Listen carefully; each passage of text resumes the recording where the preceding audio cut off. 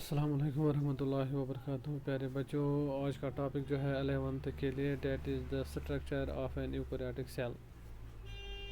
तो eukaryotic cell जो है, पहले इसका हम देखते हैं। यूकैरियोटिक सेल जो होती हैं, इसमें जनरल ऑर्गेनाइजेशन देते हैं, या यूकैरियोटिक सेल जो है किस सेल को कहा जाता है। ठीक, हमने पढ़ा था two main types of the cell. पहले हमने पढ़ा था प्रोकैरियोटिक सेल्स के बारे में, और सेकंड जो है those are known as the eukaryotic cells. ठीक, तो आज का टॉपिक जो है आज यही है, यूकैरियोटिक सेल्स, इनमें जनरल ऑर्गन स्ट्रक्चर जो है वो कैसा पाया जाता है। ठीक, तो यूकैरियोटिक सेल जो होती है, इसमें हम देखते हैं मोर एलाबरेट स्ट्रक्चर पाया जाता है as compare to the prokaryotic cell. तो प्रोकैरियोटिक सेल जो होता है, उसमें हम देखते हैं इतना एलाबरेट स्ट्रक्चर नहीं पाया जाता है जितना हम देखते हैं ये यूकैरियोटिक सेल में पाया जाता है। ठीक, तो यूकैरियोटिक सेल जो है, इसको कहा जाता है डबल मेम्ब्रेन भी, या इसको टू एनवेलोप सिस्टम भी कहा जाता है। यूकैरियोटिक सेल जो है, इसको डबल मेम्ब्रेन कहा जाता है, या इसको टू एनवेलोप सिस्टम कहा जाता है। तो क्यों कहा जाता है इसको टू मेम्ब्रेन सिस्टम या टू एनवेलोप सिस्टम, इसको क्यों कहा जाता है? क्योंकि प्राइमरी मेम्ब्रेन जो होता है, एक में इसमें दो मेम्ब्रेन होते हैं, डबल मेम्ब्रेन होते हैं।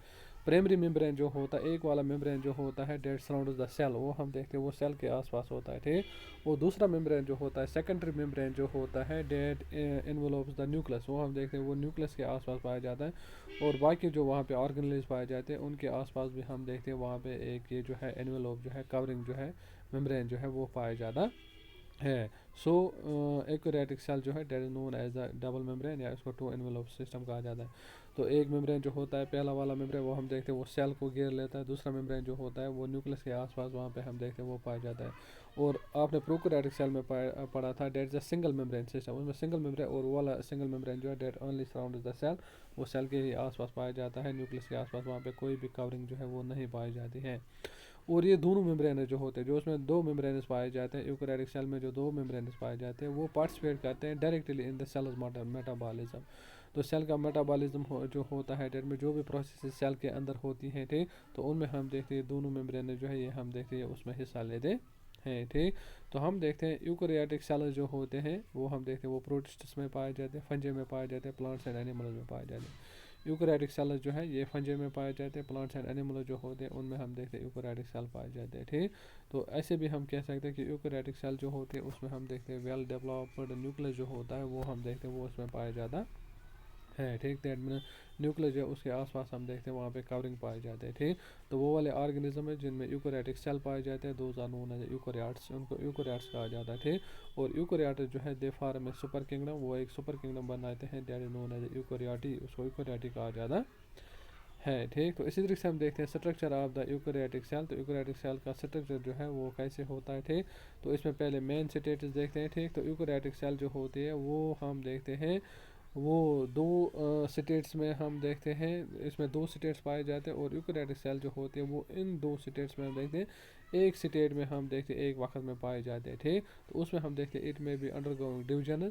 तो एक स्टेट ऐसा होता है जहाँ पे हम देखते हैं यूकैरियोटिक सेल जो होती है उसमें डिवीजन होते रहते हैं, और वहाँ पे हम देखते हैं नए डॉटर सेल जो होते हैं वो बनते रहते हैं। ठीक, और वो वाला स्टेट जो होता है नोन डिवाइडिंग स्टेट उसको कहते हैं, या उसको माइटोटिक फेज कहा जाता है, या माइटोटिक स्टेट उसको कहा जाता है। ठीक, और इसी तरह से हम देखते हैं we not in the process of division, जब ये सेल जो होती है यूकैरियोटिक सेल जो होती है प्रोसेस ऑफ डिवीजन में नहीं होती है। ठीक, तो वो वाला फेज जो इसका होता है वो वाला state that known non dividing state उसको कहा जाता है, या उसको इंटरफेस कहा जाता है। ठीक, तो इसी तरीके से हम देखते हैं जब साइज़ की बात करते हैं, तो साइज़ जो होता है डेट वेरी ग्रेटली, सेल जो है that vary greatly in the size, तो इनमें हम देखते हैं बहुत ही डिफरेंस जो होते हैं वो साइज़ में पाए जाते हैं। ठीक, तो मोस्ट ऑफ द सेल जो होते हैं यूकैरियोटिक सेल वो माइक्रोस्कोपिक होते हैं, डेट में उनको माइक्रोस्कोप के अंडर जो है उनको देखा जाता है। ठीक, तो यूकैरियोटिक सेल जो होते हैं इनका साइज़ जो होता है that generally range from the 10 to 100 micrometre. ठीक, तो 10 से लेके 100 माइक्रोमीटर जो इनका साइज़ जो होता है वो पाया जाता है। ठीक,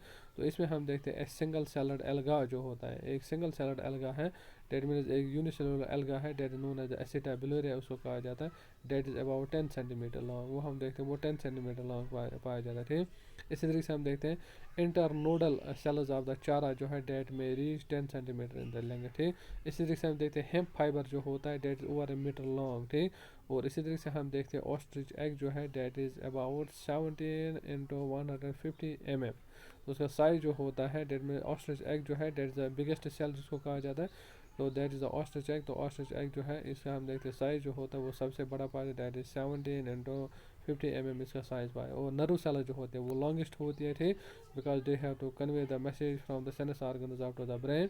तो इनमें हम देखते हैं they may be over a metre long, तो वो हम देखते हैं वो 1 मीटर से भी ज़्यादा लंबी होती हैं। तो ह्यूमन सेल जो होते हैं, जो ह्यूमन में सेल्स पाए जाते हैं, उनका साइज जो होता है डेट इज 20 to 30 माइक्रोमीटर उनमें साइज पाया जाता है, ठीक। तो इसी तरीके से हम देखते हैं नंबर सेकंड जो है that is known as the shape.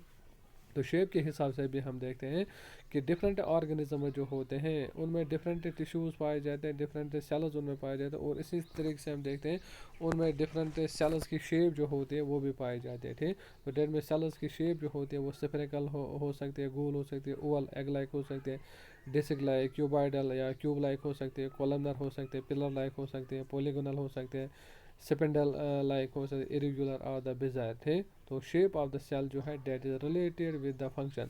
तो हम देखते हैं कि सेल की शेप जो होती है, सेल की शेप जो होती है वो एक्चुअली डिपेंड होती है उसके फंक्शन पे। जैसे सेल की फंक्शन होती है तो उसकी शेप जो होती है वो भी हम देखते हैं वो ऐसे ही पाई जाती है।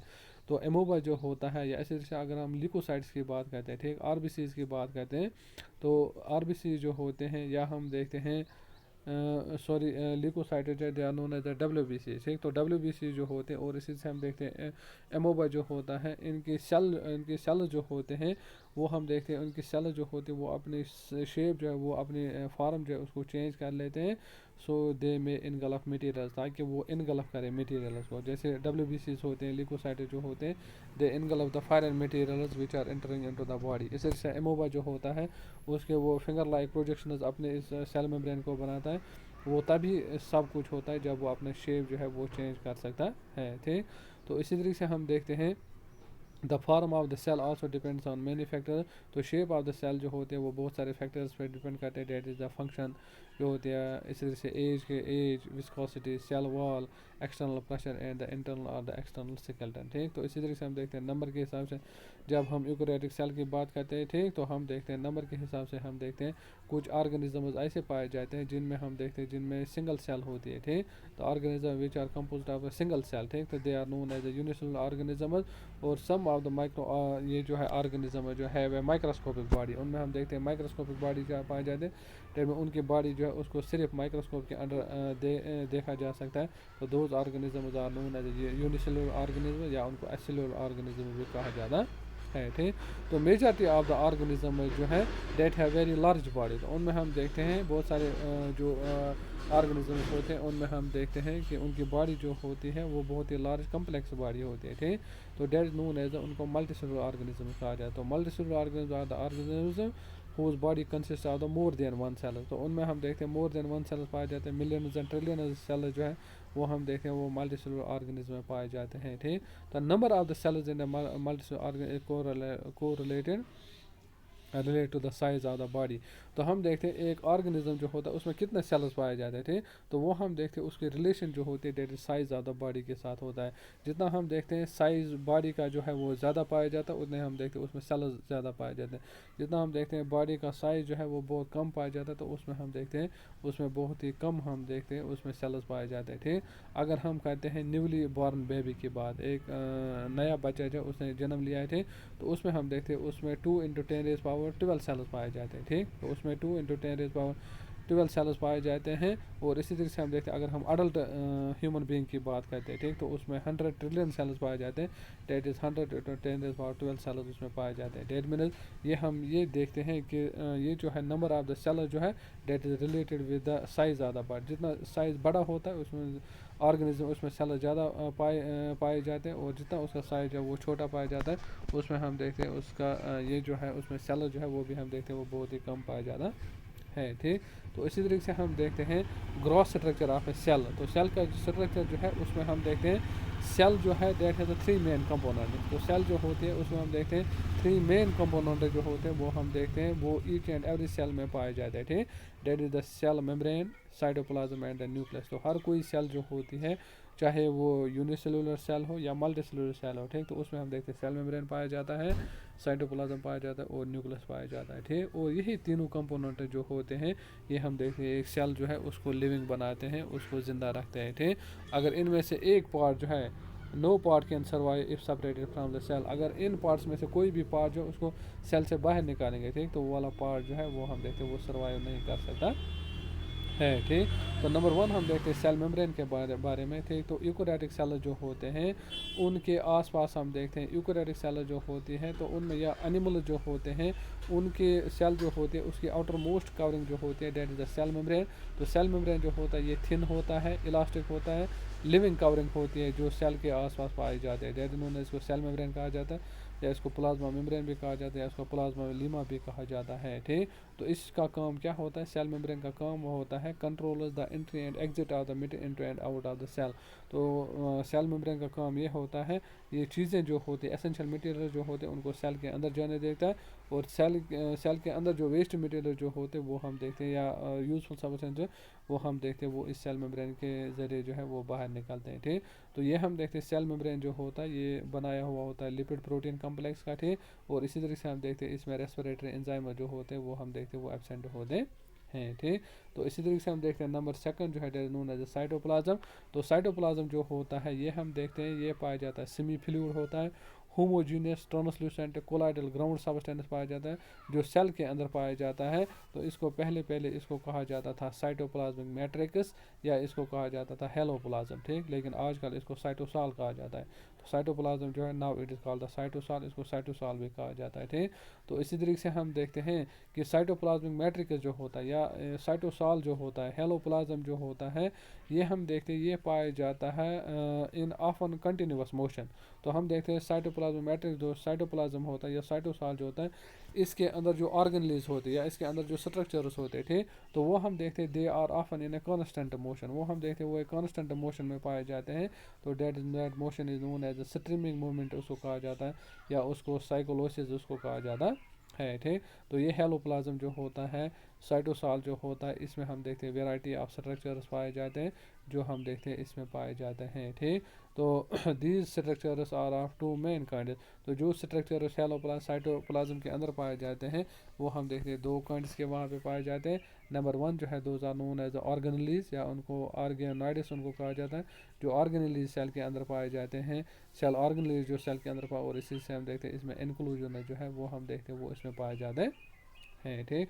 और इसी तरीके से हम देखते हैं थर्ड वाला पार्ट जो होता है, थर्ड वाला मेन कंपोनेंट जो सेल में पाया जाता है दैट इज़ द न्यूक्लियस। और न्यूक्लियस जो होता है that is a prominent spherical organelle in the eukaryotic cell, और सबसे जो है largest organelle cell organelle in the cell is the nucleus. सबसे बड़ा जो होता है सेल ऑर्गेन जो सेल में पाया जाता है दैट इज़ द न्यूक्लियस। और न्यूक्लियस जो होता है ये हम देखते हैं ये एक इम्पॉर्टेंट सेल ऑर्गेनेल जो है ये यूकोरियोटिक सेल में पाए जाते हैं, ठीक। तो ये न्यूक्लियस जो होता है that is bounded by double membrane.